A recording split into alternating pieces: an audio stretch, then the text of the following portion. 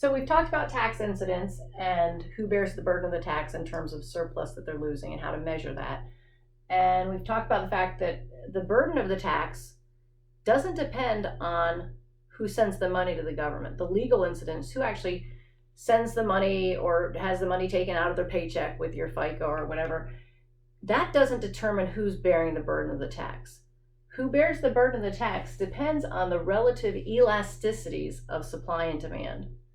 And so in this case, I drew two markets, call this demand A and this demand B so we can refer to them, with the same supply curve and the same equilibrium price and quantity. The only difference is that the demand curve is very different.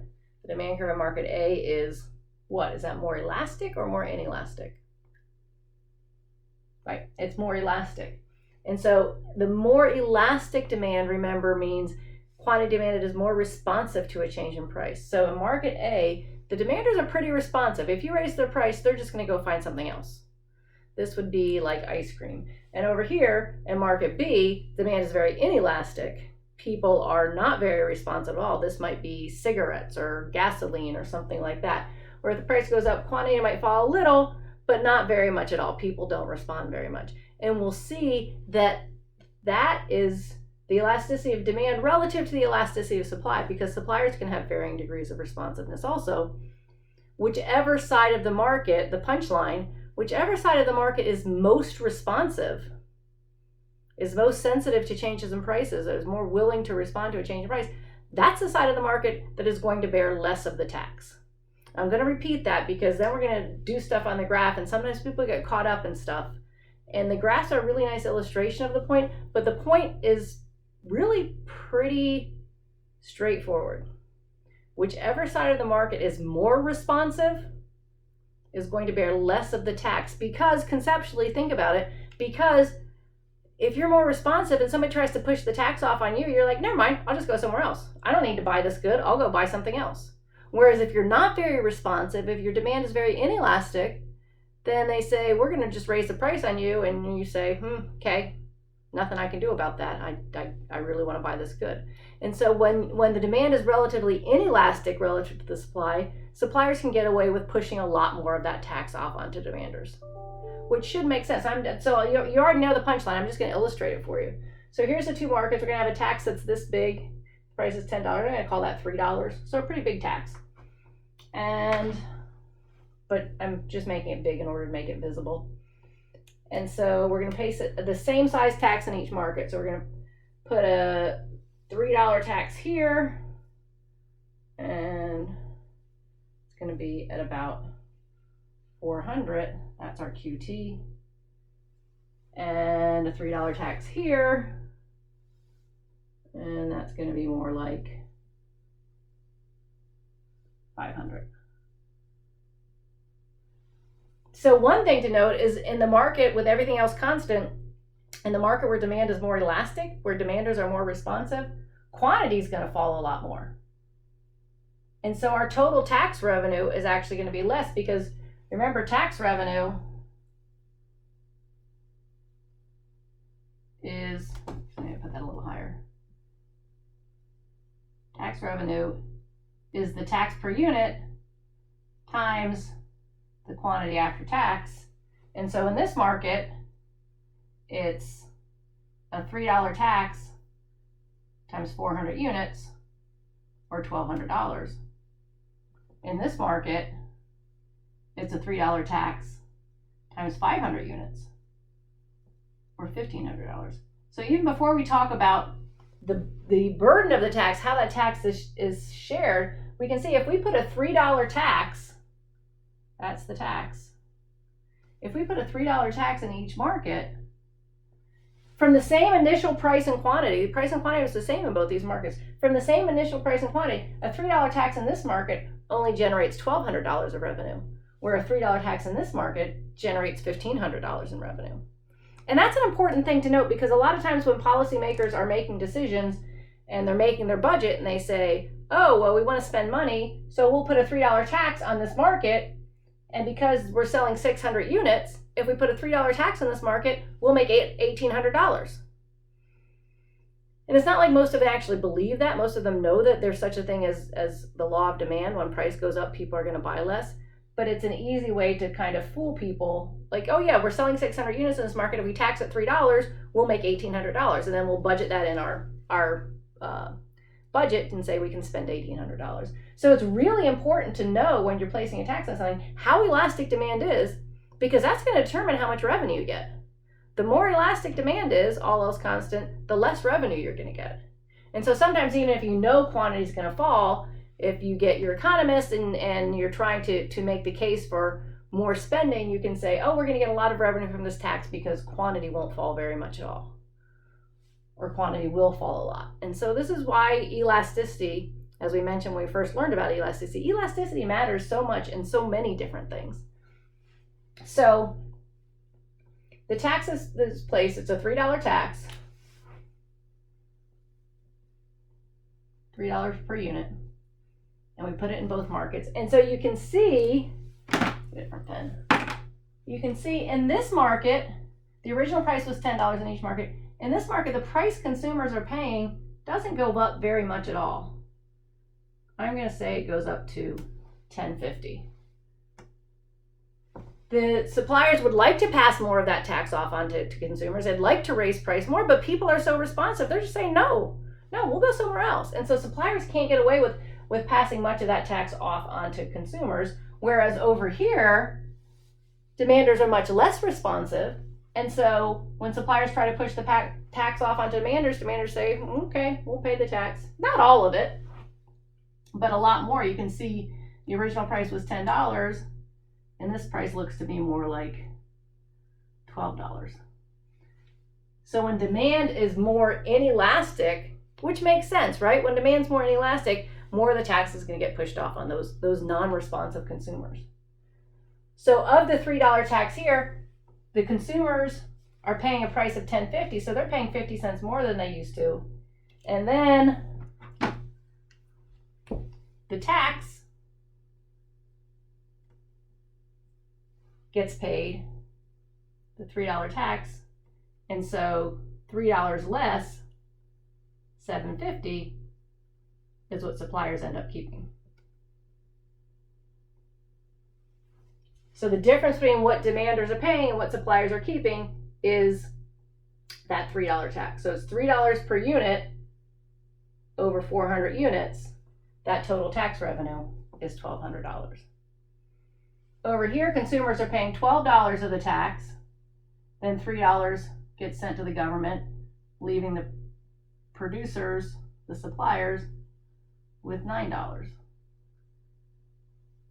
The difference between the price, let me write a little older, the price consumers pay minus the tax is the price suppliers. There's that tax wedge between the price consumers are paying and the price suppliers end up keeping. And in this case, that tax wedge is $3.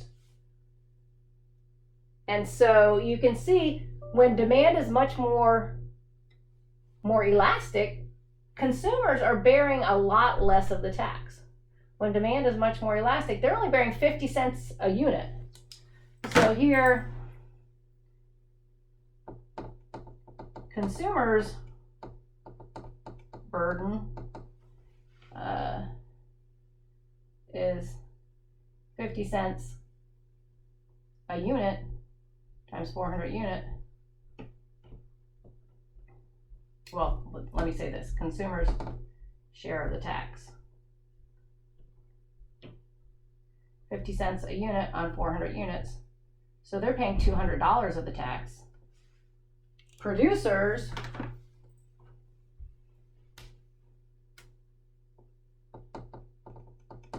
share of tax is $2.50. So the consumers are paying 50 cents a unit of the tax. The producers are paying the other $2.50 in the form of a lower price. Instead of charging $10, now they can only charge $7.50. And so they're getting a price that's $2.50 lower than they did before. And that's happening out over 400 units. So of that $1,200 tax, consumers are paying $200 of it. That's this little area here. And producers are paying $1,000 of it. That's that area there. And you add them together and you get the $1,200 total tax. Over here, because demanders are so much less responsive, when you raise the price, 2/3 of the tax, $2 out of $3, are paid by the consumers in the form of a larger price. So consumer share, I'm not going to write it all out, it's still the same thing. Consumer share of this tax is $2 times the 500 units, or $1,000. And the producer's share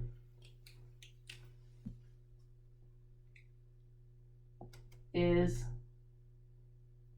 just $1 times 500 units, or $500. Putting them both together gives you the total tax revenue of $1,500. So in this market, consumers are paying $2 a unit over 500 units, or $1,000 of the tax revenue, and producers are only paying $1 a unit for $500 of the tax revenue. So when demand is less responsive, consumers bear more of the burden, suppliers bear less of the burden. Less responsive, all else constant. And when demand is less responsive, the tax revenue is greater because people aren't leaving the market as much. And you only get tax revenue on units that are sold. So when demand is really elastic and 200 people leave the market, you only make $1,200 with that tax. When demand is very inelastic and only 100 people leave the market, you make $1,500 on that tax. And you'll notice also that the deadweight loss, where's the deadweight loss bigger? The deadweight loss is also bigger, is bigger in the market that's more elastic because, again, quantity is falling more. And remember that deadweight loss is that surplus that isn't realized because units that are worth more than they cost to make aren't being made. And so deadweight loss is the difference between what people are willing to pay and what the good costs to make. All that potential surplus is going unrealized. And so in this market, the deadweight loss is 1/2 times base, which is 200, times height, which is 3. So the deadweight loss is $300. There's $300 of surplus that just doesn't go anywhere. And again, that's split between consumers and producers. Consumers are only bearing a much smaller part. So the consumer's deadweight loss would be 0.5 times 50 times 200. So the consumers are bearing $50 of that deadweight loss.